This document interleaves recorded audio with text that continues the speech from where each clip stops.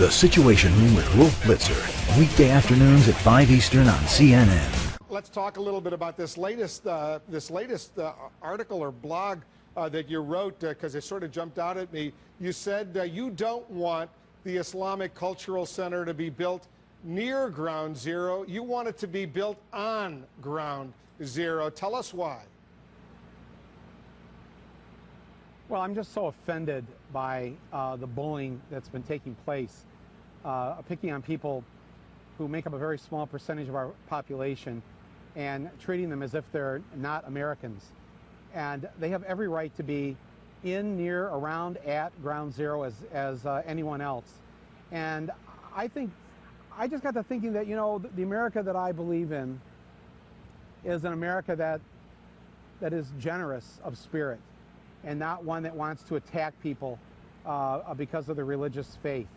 And I personally feel very bad that these 19 murderers of 9/11 who killed 3,000 people were able to hijack a religion, did something what they said was in the name of Islam, and it made life very difficult for everybody else who is a member of this faith. And I thought, what better way could we, those of us who are not of the Islamic faith, do to show our fellow Muslim Americans that we so understand that these murderers hijack their religion from them, than to help restore the good name of their faith right there at Ground Zero. I mean, frankly, I never believed that there. Yeah, I was just going to say, let me interrupt for a moment, because as you know, a lot of Americans think that they have every right to build the cultural center and mosque near Ground Zero, but they don't think it's necessarily appropriate. A brand new Quinnipiac University poll, for example, asked, is it appropriate to build a mosque and Islamic center near Ground Zero? 28% said yes, 63% said no. Why do Americans, why are they so opposed to this idea of building this mosque and cultural center near, not on Ground Zero, but even near Ground Zero? Yeah, even near it.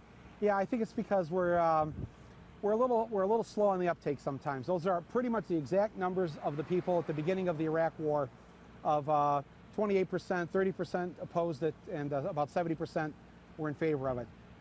We always seem to get it wrong at first, whether that was with slavery, killing Indians, women not voting. We're not very good at the beginning of these things. We're really great, though, as we move along. We live in a nation where, sadly, people listen to things. They get afraid very easily.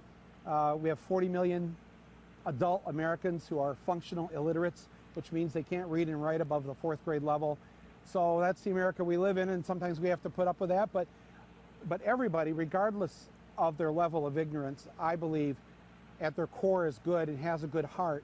And if presented with the truth, and the truth is that Muslim Americans are Americans the same as every other American. And what do you say, Michael? What do you say, Michael, to a family member of someone who was killed at Ground Zero, who says, you know, I don't really think this is appropriate?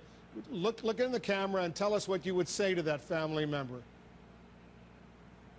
I would say that I completely understand how you feel.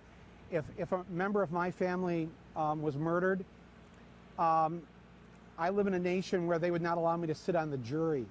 Yet common sense kind of says to me, well, who better to judge those who took my family member's life than the family itself to get retribution? But we don't have a system like that, do we? The reason we don't is because we have to separate the emotion from it, because sometimes if we just let emotion take over and run things, the wrong decisions get made. I went to Mass yesterday, Wolf. Do you think I'm a pedophile sympathizer?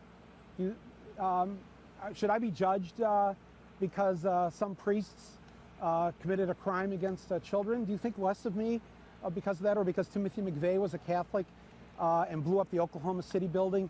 Should a Catholic church not be allowed anywhere near the Oklahoma City building because he was Catholic? I got to tell you, I remember the very first presidential election. I was 6 years old, John Kennedy versus Richard Nixon. And I remember, as 6 years old, hearing all this stuff about if Kennedy was elected, the Pope was going to run the country. And I remember feeling like there was something wrong, there was something bad about, why was I bad? Because I was Catholic. And this is our history, and we have got to stop this. And those of us who are part of the majority have to always stand up for the minority when they're being bullied by people who are using this issue for their own political gain. What did you think of the way the president, the commanding general in Afghanistan, General Petraeus, the news media for that matter, handled the whole issue of that pastor in Florida who said he was going to burn a couple hundred copies of the Quran?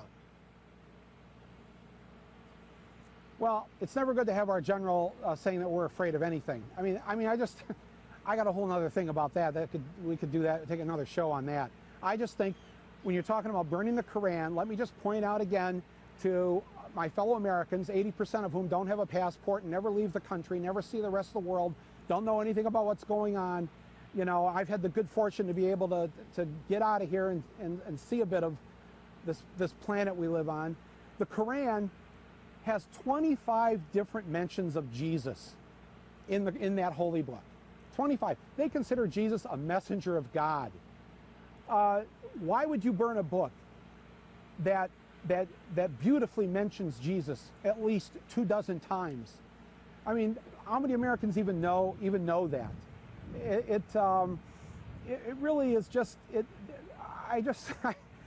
just seems so crazy to me, and I'm fed up with it, and I just felt like I had to take a stand and say something about this. They're, you know, Arabs, Muslims of this, you know, they're 0.6% of our population. Whenever the angry mob turns on a small group, it's best to know that when they're done with that group, they're off to the next small group. So everybody should think about that, because we all belong to our own ethnic groups that either came to this country by choice or whose ancestors were brought here by force as slaves, or who were here originally as Native Americans. But that's the melting pot of who we are, and we should always stand up against the angry mob when they're trying to take away a basic inherent right of anybody in this country.